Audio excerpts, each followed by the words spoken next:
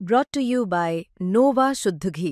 जब जब खाए दिल खुश हो जाए, सदियों का नोवा शुद्ध देसी घी, सपना स्वस्थ भारत का। I love घी घी घी घी घी घी।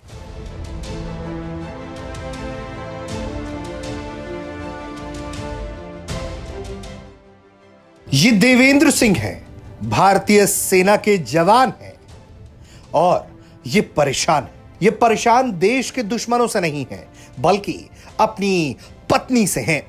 अपनी पत्नी पर वो कई तरह के गंभीर आरोप लगा रहे हैं। उनका कहना है कि उनकी पत्नी उनके परिवार को परेशान कर रही है और उनकी संपत्ति पर कब्जा करने की नीयत से काम कर रही है। उन्हें डर है और इसी डर को लेकर वो पुलिस तक पहुंचे थे।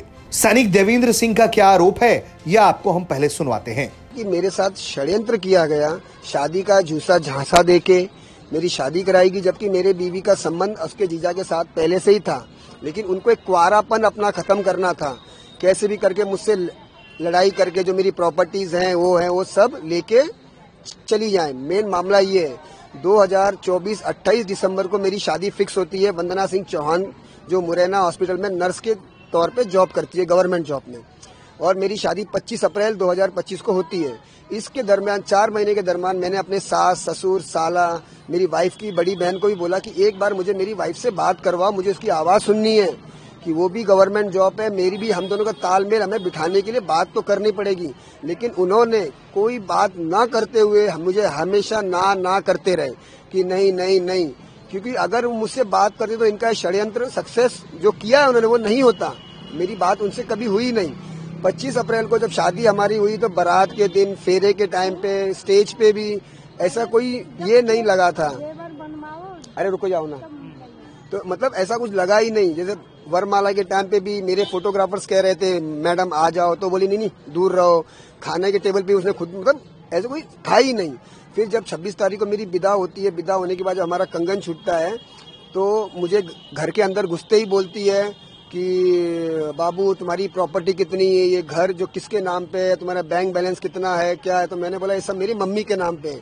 तो उसने अपना मुंह एकदम इम्प्रेशन चेंज कर लिया।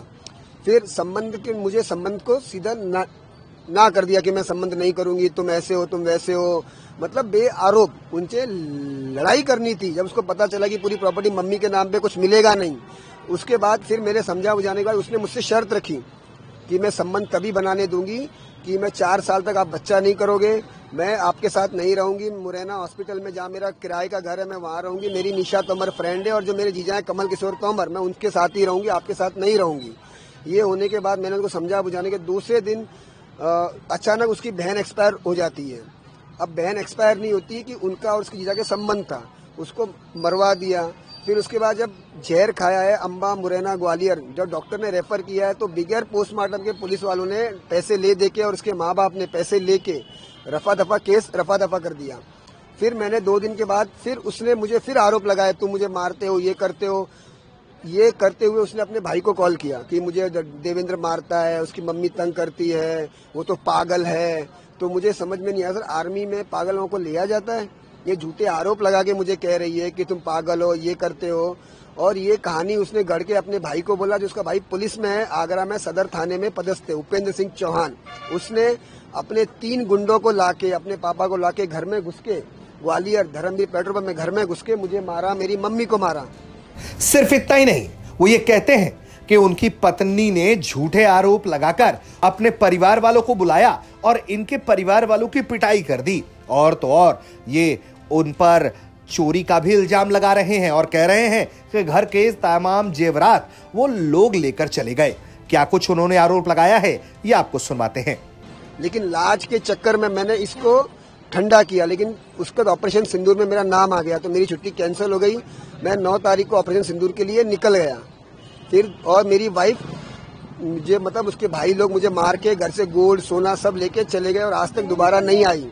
आज आपने शिकायत की है तो उसमें क्या अधिकारियों के? मैंने पिछले महीने अप्रैल में अक्टूबर ना 10 अक्टूबर को मैंने आवेदन दिया था गोले के मंदिर, एसपी ऑफिस, महिला थाना पड़ाव और एसपी मुरैना को। उसका मुझे कोई रिस्पांस नहीं आया। फिर आज मैंने फिर दोबारा आवेदन दिया है एसपी ऑफिस में यहाँ सिकरवार साहब ने मेरी बात हुई है, उन्होंने बोला हम इस पे कार्रवाई करेंगे, लेकिन मुझे ऐसी कार्रवाई नहीं चाहिए। मुझे ऐसा चाहिए कि समाज को एक मैसेज जाए कि मैं राजा रघुवंशी की तरह मरना नहीं चाहता, कि जिस प्रकार उसके मैसेज थे, राजा रघुवंशी सिविलियन था जो उसके बहकावे में आके उसकी बात मान के उसके साथ चला गया। मेरी मैडम ने भी मुझे मैसेज में यही कहा, बाबू सोना आ जाओ, मुझे ले जाओ, मैं आपसे बहुत प्यार करती हूँ। तो मैंने उसको बोला अगर प्यार करती तो खुद ही आ जाओ, मैं क्यों लेने जाऊँ, मैं ड्यूटी पे हूँ।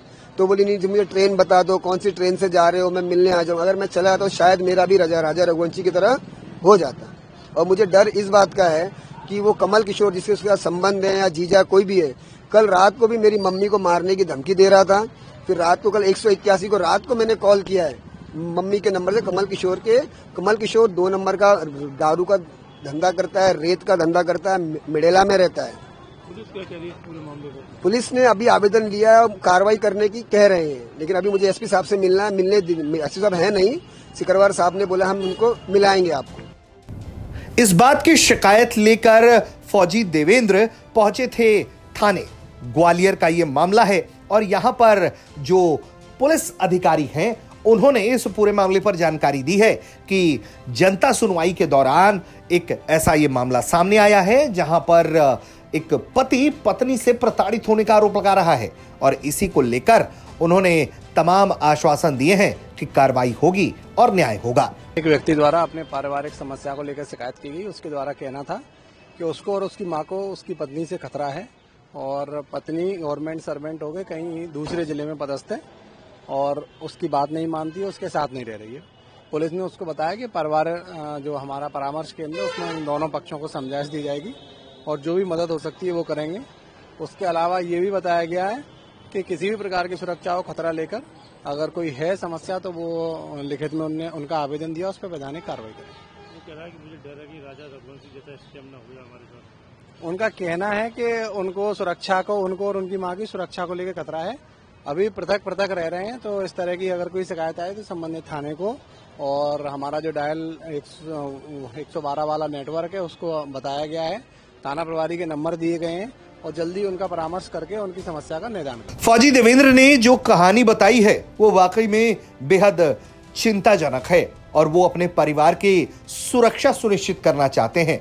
एक फौजी जो सरहद पर देश की सुरक्षा कर रहा होता है वो इस तरह के मामलों में अपने परिवार की सुरक्षा कैसे करे, इसके लिए वो विवश है। अब ऐसे में जिस पक्ष पर आरोप लगा है उसकी कोई प्रतिक्रिया अभी तक सामने नहीं आई है, लेकिन जिस तरह से यह मामला प्रकाश में आया है वो वाकई में काफी चिंताजनक है। ब्यूरो रिपोर्ट, भारत तक।